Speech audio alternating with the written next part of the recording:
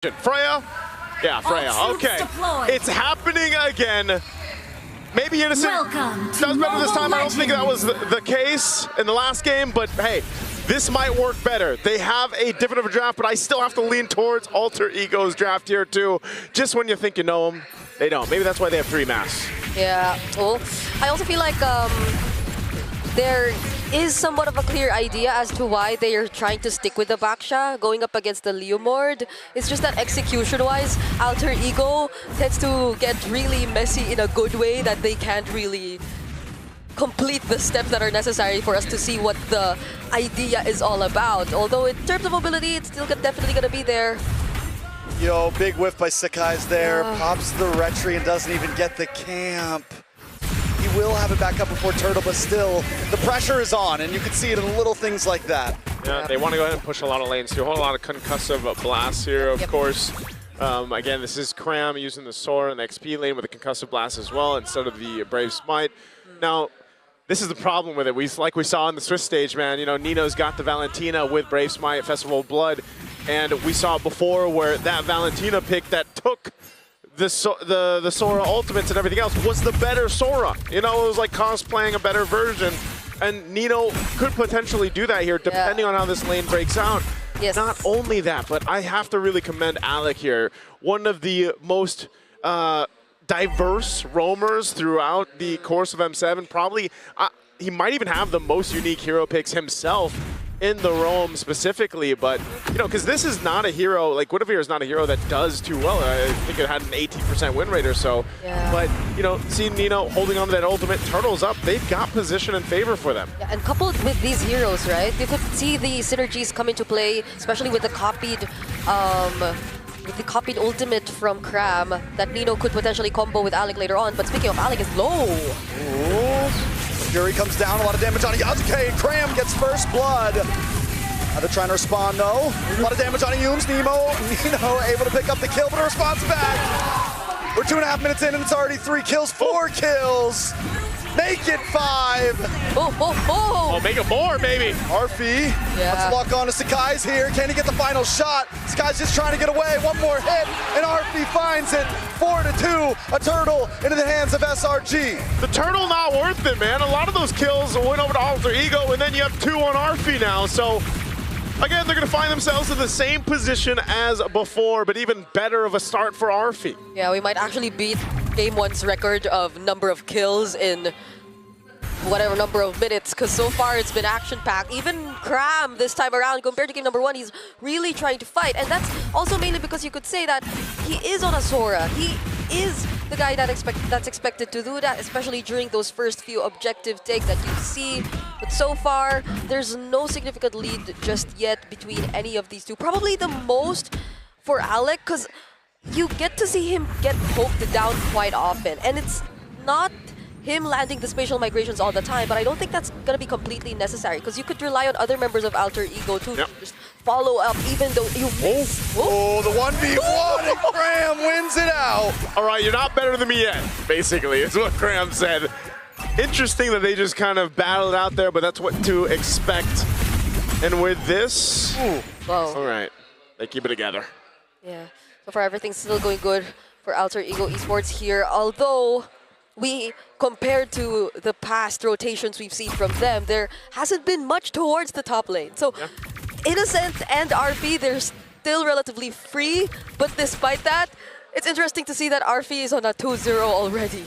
It's really interesting too with the, you know, every time the Zetian gets picked up, it's not entirely a dead lane in the mid lane, but it's more so like most mages cannot go against the range that the Zetian has over them. So you more so are kind of just stuck there waiting. Oh, nice flicker with the Violent Requiem in the knockup, and in comes Yasuke, trying to clean things up. Graham is able to get away though.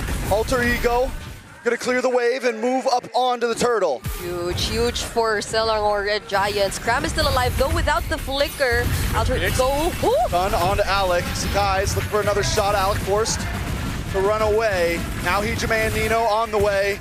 Yasuke does not have the Phantom Steed just yet, but he is still gonna start this Turtle. Okay, Nino is gonna go take that ultimate, then they just call off the Turtle for now, while they go ahead and reset, grab the buffs that they need, especially for Yasuke. And you notice in the last fight that we saw, Yasuke got blitzed, so at some point you got to be able to go ahead and maneuver around that for the way that SRG is taking these fights. So look at the control of Alter Ego, man. They pretty much just won that objective by just taking control around it. Yep, and they will continue to pressure Sakai's. They got it. Get it. Sakai's is no. Who did get it? I'm looking for the orange buff right now, and I do not see it. Yasuke pulls up with it, able to get the Violent Requiem, and Yasuke gets the kill. Yumes, in the midst of 4 members, can't survive at a double kill. Over to Yasuke. I guess that confirms Yasuke actually got away the orange buff. So Sakai's now down 2 deaths, and is literally being... Oh, okay, that's a passive from Stormy. They're not gonna finish off that kill, but yeah. I think it's purple too.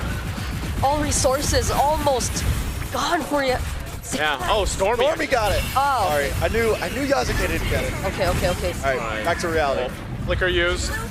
At least it's on SRG side. Yeah. But still, nonetheless, they've really got to be able to go ahead and deal with what's being thrown at them. It was great playing around the objective by Alter Ego, but then even when they decided to put pressure on the jungle of SRG, there wasn't much of a response. Even looking at the items, again, they're not really where they need to be in terms of like fighting pressure. You've got a Radiant Armor, a couple leg plates over here across the board for more of the tankier members of SRG. DHS is there for Innocent. Obviously, he's still working on that second item, trying to build up here. But more so, he's just kind of farming up. He doesn't have to do anything fancy until he gets to that point.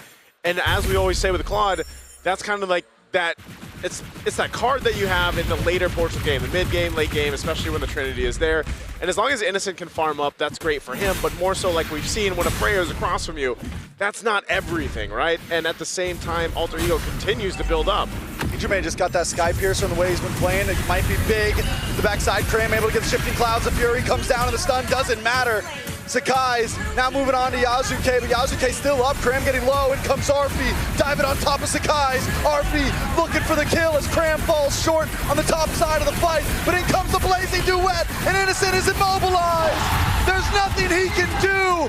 Yasuke stomps forward. And they lose 4 members of SRG in that fight. Alter Ego is just making it all work.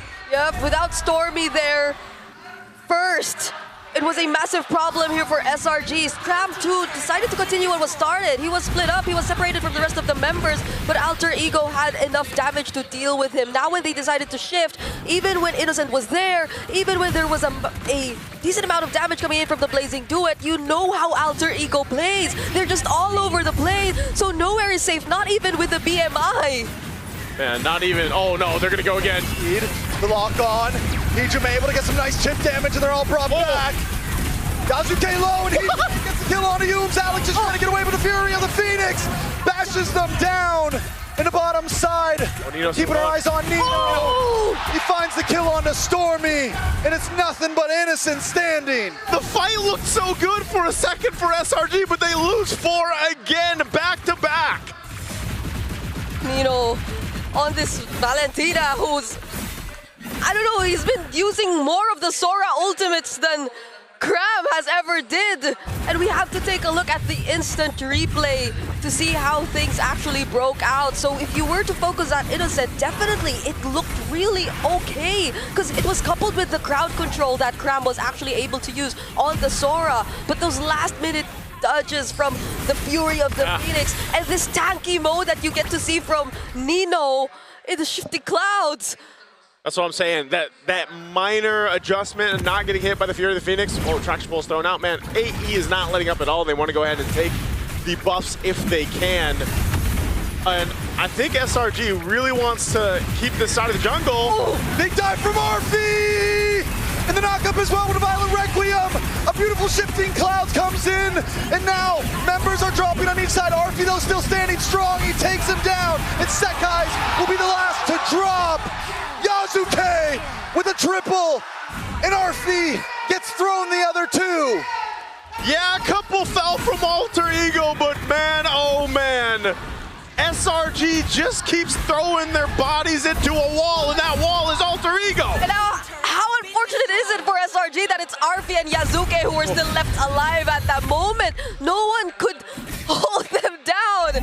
Who could you expect to actually dish out the crowd control. There was Cram, he was there, but he used majority of it to set up multiple members of Alter Ego, which we thought would already look good for them, but Yazuke and Arfi just walked past all of that. Oh, another violent Requiem.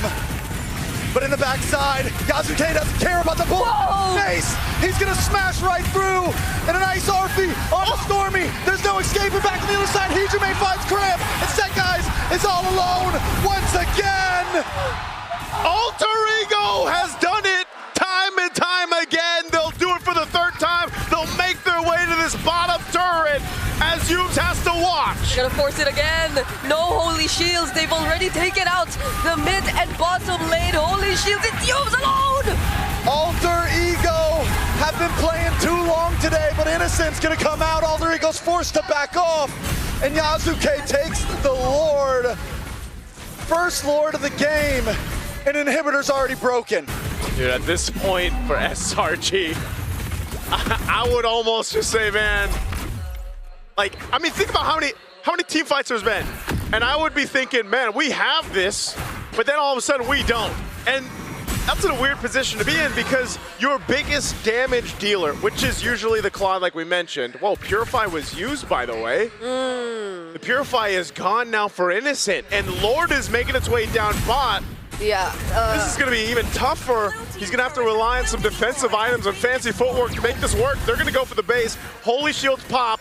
Arfi jumping for Yumes as that top shield is going to pop as well. Yeah. But now with the Lord making its way down bottom, how does SRG defend this? They are 12,000 gold behind, and this has been a dominant game for Alter Ego Esports. They have range. They could definitely take advantage of that, but not if they're diving like this. Arfi once again. And a nice shifting clouds, anything that Cram to do to save the team.